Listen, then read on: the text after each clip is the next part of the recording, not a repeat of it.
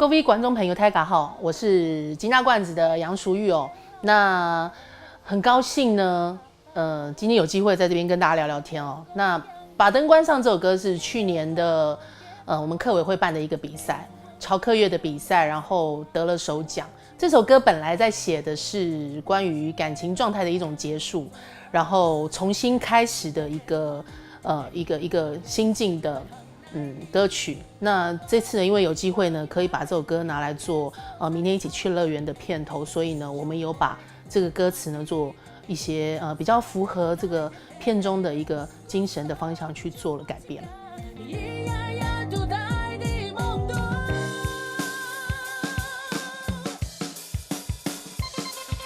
当初听到这个故事，然后在写这个歌的时候，去做改编的时候，是比较把它朝向一种心情上很彷徨，不知道何去何从的那种感觉，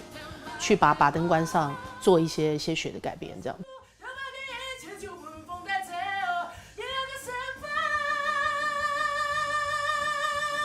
其实我觉得片头就好像一出戏的开始，怎么去吸睛吧。就是说，它不一定跟它可能要传达的是故事当中的一个心情的转折。就像例如说，把灯关上作为片头的话，它可能前面会比较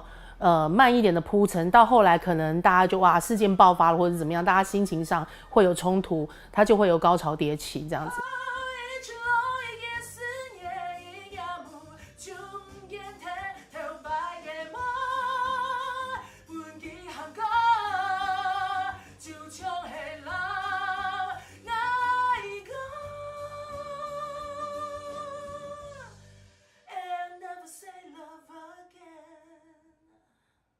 那片尾的时候，或许是故事走到最终，我们应该要怎么去面对或克服这些问题的时候，它比较舒缓的一种心境，也许是当然有可能是未来我们该怎么走之类的，所以它或许会比较平稳一点。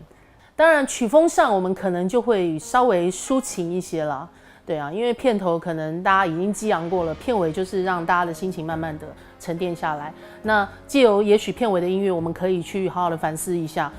这个故事可能是投影在我们每个人的身上，然后怎么从这个音乐当中去感受这种气氛。